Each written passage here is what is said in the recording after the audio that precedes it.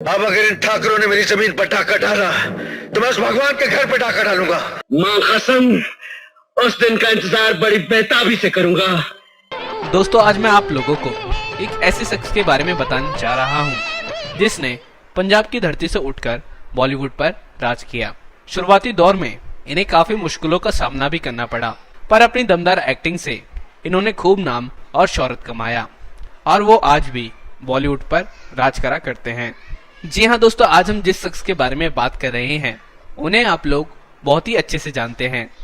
मैं बात कर रहा हूं दोस्तों धर्मेंद्र जी की।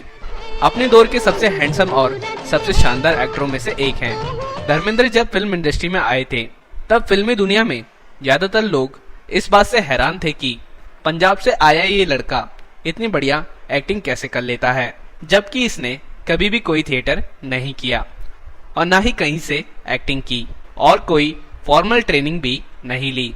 धर्मेंद्र की खुद की जिंदगी ही किसी फिल्म से कम नहीं थी। धर्मेंद्र के बारे में बताने के लिए इतना कुछ है कि 2 फिल्मों के बराबर वक्त लगा लिया जाए तो भी कई बातें हैं जो बताना बाकी रह जाएगी। तो दोस्तों, आज की इस वीडियो में हम आपको man of the Bollywood Dharmendra की कुछ वो कहानियां बताएंगे जो उनके बड़े बड़े फैंस को भी शायद नहीं मालूम होगी। और अगर आप धर्मेंद्र की फिल्म धर्मेंद्र की शख्सियत को पसंद करते हैं तो आपको हमारे channel bio of the stars की ये पेशकश जरूर पसंद आएगी। पहली कहानी, धर्मेंद्र का जन्म एक मध्यम वर्गीय भारतीय परिवार में हुआ था। इसलिए धर्मेंद्र जब भी पहली दफा फिल्मों में काम करने मुंबई आए थे तो ये इस बात का हमेशा ध्यान रखा करते थे कि ये पैसे बचाकर चले, तो काम के साथ थोड़े पैसे भी आने लगे। और ऐसा हुआ तो इन्होंने एक कार खरीद ली। वो कार इन्होंने 18,000 में खरीदी थी। उस वक्त इनके छोटे भाई अजीत डोभाल भी इनके साथ ही थे। अजीत ने इनसे कहा कि बाजी, इससे बढ़िया कोई दूसरी कार खरीद लेते हैं जो कम से कम देखने में अच्छी लगती हो। तब धर्मेंद्र छोटे भाई अजीत से बोले, अजीत, इस फिल्म इंडस्ट्री का कोई भरोसा नहीं है। आज काम मिल रहा है, कल को ना मिला तो कम से कम इसको टैक्सी बनाकर चला तो लूंगा। टैक्सी में चलेगी तो जेब में पैसा आता रहेगा और यहाँ टिक कर संघर्ष भी कर पाऊंगा, और पैसे ना हुए तो घर लौटना पड़ जाएगा, तो किस मुंह से घर वापस जाऊंगा। दूसरी कहानी, धर्मेंद्र जी अपनी एक्टिंग के साथ साथ अपने अनोखे डांस स्टाइल के लिए भी लोगों के बीच पॉपुलर थे।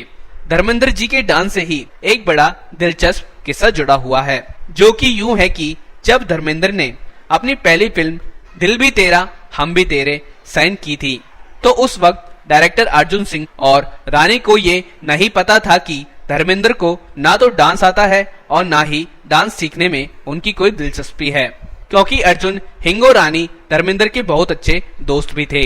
तो उन्होंने इस बात की परवाह भी नहीं की कि उन्होंने धर्मेंद्र को एक डांस स्कूल में डांस सीखने के लिए भेज दिया।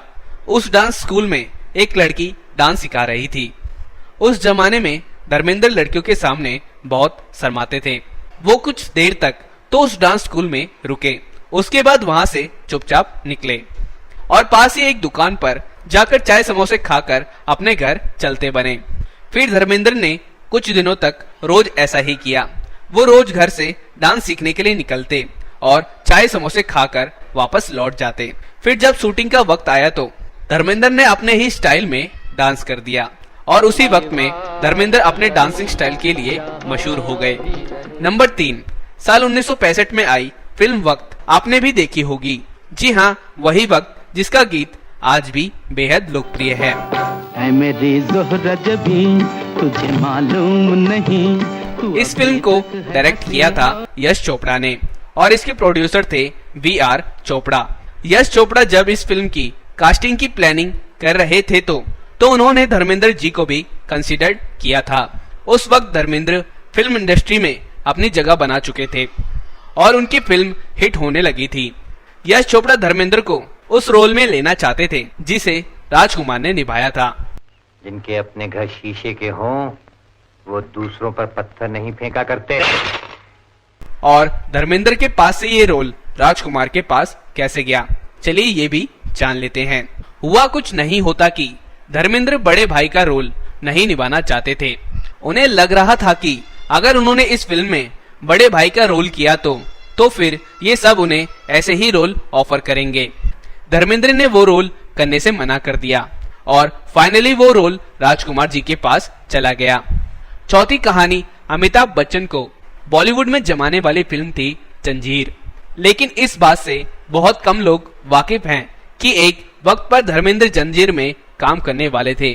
धर्मेंद्र ने जंजीर की कहानी सलीम जावेद से 17,500 रुपए में खरीदी थी और क्योंकि वो उन दिनों समाधि फिल्म की शूटिंग में बिजी थे तो उन्होंने जंजीर की कहानी पर काम नहीं किया। धर्मेंद्र की प्रकाश मेहरा से भी अच्छी दोस्ती थी। उन्होंने जब प्रकाश मेहरा को जंजीर की कहानी दिखाई तो प्रकाश मेहरा को ये कहानी बड़ी पसंद आई। प्रकाश मेहरा ने धर्मेंद्र से गुजारिश की कि आप ये कहानी मुझे दे दीजिए, मैं इस पर आपको लेकर फिल्म बनाऊंगा। और क्योंकि धर्मेंद्र को उस वक्त प्रोडक्शन की कोई जानकारी नहीं थी तो उन्होंने प्रकाश मेहरा को ये कहानी दे दी। लेकिन जब धर्मेंद्र की एक कजन बहन को पता चला कि वो प्रकाश मेहरा के साथ फिल्म करने वाले हैं तो उन्होंने धर्मेंद्र को कसम दी कि चाहे कुछ भी हो जाए पर प्रकाश मेहरा के साथ काम मत करना। दरअसल धर्मेंद्र की वो बहन एक फिल्म बनाने वाली थी जिसका डायरेक्शन वो प्रकाश मेहरा से कराना चाहती थी, लेकिन प्रकाश मेहरा ने उनकी फिल्म का डायरेक्शन करने से इनकार कर दिया था।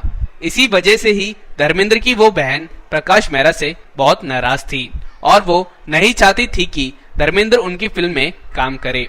बहन की कसम के सामने धर्मेंद्र को झुकना पड़ा और उन्होंने प्रकाश मेहरा से कह दिया कि मैं इस फिल्म में काम नहीं कर सकता, तो आप किसी और के साथ ये फिल्म बना लो। धर्मेंद्र के मना करने के बाद प्रकाश मेहरा ने देवानंद राजकुमार वह कई दूसरे एक्टर्स से उस फिल्म में काम करने की गुजारिश की, लेकिन सभी ने प्रकाश मेहरा को मना कर दिया और आखिरकार अमिताभ बच्चन के नसीब में जंजीर फिल्म आ गई। जंजीर फिल्म जब बहुत बड़ी सुपरहिट हो गई तो धर्मेंद्र को ये फिल्म छोड़ने का बड़ा अफसोस हुआ। पांचवी कहानी धर्मेंद्र जी की बात हो तो उनकी कल्ट क्लासिक फिल्म शोले का जिक्र आता ही आता है। धर्मेंद्र जी ने वीरू बनकर इस फिल्म में जो धमाल मचाया वो शायद कोई दूसरा एक्टर कभी ना मचा पाता। इस छमिया से तेरा टांका भिड़ाए क्या रे? हरामजादे, तुझसे बड़ा कमीना मैंने जिंदगी में नहीं देखा। सालों बाद अमिताभ बच्चन ने धर्मेंद्र जी को शोले का जिक्र करते हुए कहा था कि धर्मेंद्र जी ने ही उन्हें शोले फिल्म में जय का रोल दिलवाया था। फिर एक इंटरव्यू में धर्मेंद्र जी ने भी इस बात की तस्दीक की और ये भी बताया था कि पहले ये रोल शत्रुघ्न सिन्हा को मिलने वाला था, लेकिन उनके कहने पर ये रोल अमिताभ बच्चन को दे दिया गया। ये बात जब शत्रुघ्न सिन्हा को पता चली तो वो धर्म जी के पास आए और उन्होंने कहा कि बाजी ये आपने क्या किया, मेरे हाथ से इतनी बड़ी फिल्म निकलवा दी।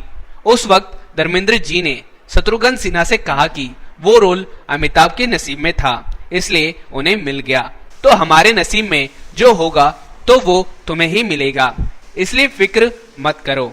छठी कहानी ये बात बहुत कम लोग जानते हैं कि साल 1977 में रिलीज हुई अमर अकबर एंथनी में भी धर्मेंद्र काम करने वाले थे, लेकिन फिर कुछ ऐसा हुआ कि धर्मेंद्र जी ने इस फिल्म में काम नहीं किया।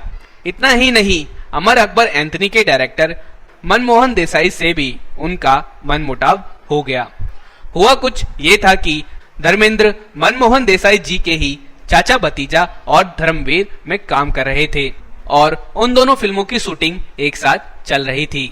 उसी वक्त मनमोहन देसाई धर्मेंद्र के पास अमर अकबर एंथनी फिल्म का ऑफर लेकर आए, लेकिन जो कि धर्मेंद्र बहुत ज्यादा बिजी थे तो उन्होंने मनमोहन देसाई से अमर अकबर एंथनी फिल्म में काम करने से मना कर दिया। मनमोहन देसाई को धर्मेंद्र जी की ये बात पसंद नहीं आई। धर्मेंद्र जी को भी मनमोहन देसाई का नाराज होना बुरा लगा और इसके बाद धर्मेंद्र ने मनमोहन देसाई की किसी और फिल्म में काम नहीं किया। सातवीं कहानी धर्मेंद्र की जोड़ी यूं तो उनके दौर के लगभग हर एक्टर के साथ जमी, लेकिन शर्मिला टैगोर के साथ इनकी केमिस्ट्री ने एक अलग ही जादू लोगों पर किया। धर्मेंद्र व शर्मिला टैगोर ने लगभग 10 फिल्मों में एक साथ काम किया।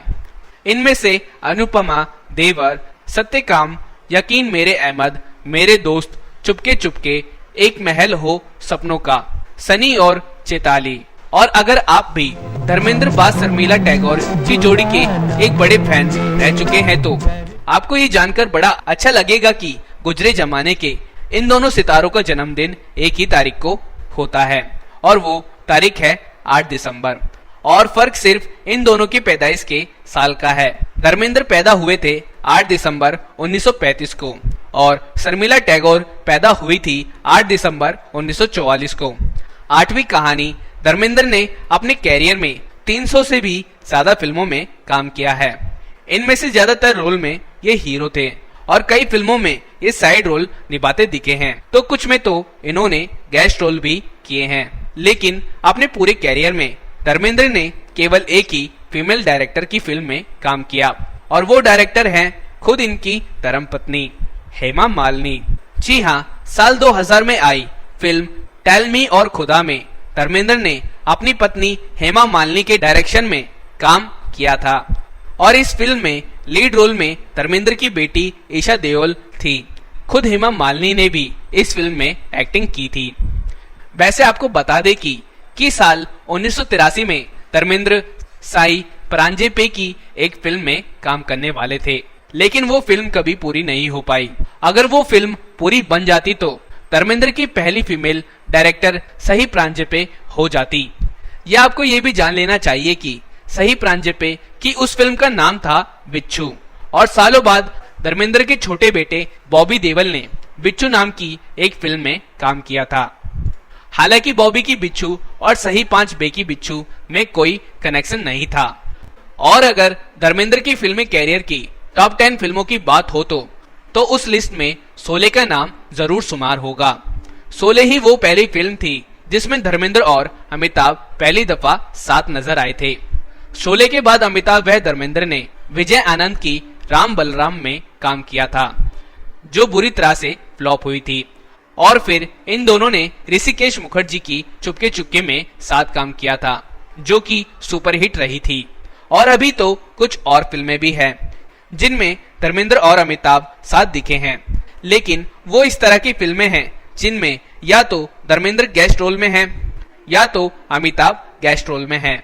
10वीं कहानी अपने 60 साल लंबे कैरियर में धर्मेंद्र ने कई अभिनेत्रियों के साथ काम किया, जैसे कि अपने कैरियर की दूसरी फिल्म शोले और शबनम में धर्मेंद्र दीना पाठक की बहन तल्ला मेहता के अपोजिट नजर आए थे। तमिलनाडु की मुख्यमंत्री रह चुकी लेट जयललिता के अपोजिट इज्जत फिल्म में धर्मेंद्र दीक्षित हैं। वहीं सुचित्रा सेन के साथ धर्मेंद्र ने ममता फिल्म में काम किया था। लेकिन धर्मेंद्र की सबसे अजीब जोड़ी मानी जाती है साल 1991 में आई फिल्म दुश्मन देवता में उनकी हीरोइन के साथ ज्योति डिम्पल कबाड़िया। और अजीब इसलिए क्योंकि उस जमाने में डिम्पल कबाड़िया व सनी देओल के अफेयर की खबरें खूब चर्चाओं में थी। डिम्पल सनी के साथ भी काम कर चुकी थी, जबकि दुश्मन देवता नाम की उस फिल्म में डिम्पल और धर्मेंद्र रोमांस करते हुए नजर आए थे। उस फिल्म में धर्मेंद्र और डिम्पल पर एक किसिंग सीन भी था। और ये बात भी जानने लायक है कि अपने पूरे कैरियर में धर्मेंद्र ने डिम्पल के अलावा किसी दूसरी एक्ट्रेस के साथ कभी भी कोई किसिंग सीन नहीं दिया था। 11वीं कहानी धर्मेंद्र के बड़े बड़े फैंस भी शायद इस बात से वाकिफ ना हो कि धर्मेंद्र भी एक दफा देवदास बनते बनते रह गए थे। ये किस्सा साल 1975 का है। नामैकीकार गुलजार में देवदास नाम की एक फिल्म बनाने का ऐलान किया। गुलजार विमल दा को अपना गुरु मानते थे और उन्हीं की देवदास से प्रेरित होकर ही गुलजार ने अपनी देवदास बनाने का इरादा किया था। गुलजार ने अपनी देवदास में धर्मेंद्र को देवदास का रोल करने का ऑफर दिया, तो धर्मेंद्र ने तुरंत वो ऑफर स्वीकार कर लिया। और वो इसलिए क्योंकि धर्मेंद्र को विमल रॉय की देवदास बहुत पसंद थी और वैसे भी विमल रॉय की देवदास में धर्मेंद्र के आइडल दिलीप कुमार ने काम किया था। इसलिए गुलजार की देवदास को साइन करने के बाद धर्मेंद्र की खुशी का ठिकाना ही नहीं था।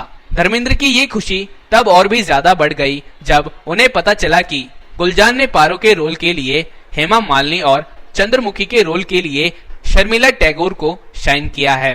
फिल्म का मुहूर्त शॉट भी ले लिया गया था, लेकिन फिर फाइनेंशियल ट्रबल्स की वजह से गुलजार अपनी देवदास नहीं बना पाए और धर्मेंद्र का देवदास बनने का ख्वाब अधूरा ही रह गया। 12वीं कहानी एक रोल और है जिसके हाथ से जाने का दुख भी धर्मेंद्र को काफी हुआ था।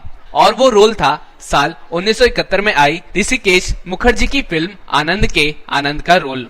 दरअसल ऋषिकेश मुखर्जी ने किसी वक्त पर ये रोल धर्मेंद्र को ऑफर किया था और धर्मेंद्र ऋषिदा के काम से बहुत अच्छी तरह वाकिफ थे और उन्हें पता था कि आनंद का रोल कितनी डेप्थ वाला रोल है। इसलिए धर्मेंद्र ऋषिदा के आनंद वाले रोल का ऑफर पाकर बड़े खुश थे। लेकिन जब धर्मेंद्र को पता चला कि ऋषिदा ने आनंद का रोल राजेश खन्ना को दे दिया है तो उन्हें बड़ा दुख हुआ और धर्मेंद्र का दुखी होना जायज भी था, क्योंकि राजेश खन्ना को भारत का पहला सुपरस्टार बनाने वाली फिल्मों में आनंद का भी बहुत बड़ा योगदान था।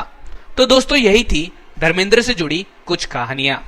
अगर आपको ये वीडियो पसंद आई हो तो हमारे इस वीडियो को लाइक और हमारे इस चैनल को सब्सक्राइब जरूर करिएगा और बस बेल आइकन को दबाना मत भूलिएगा।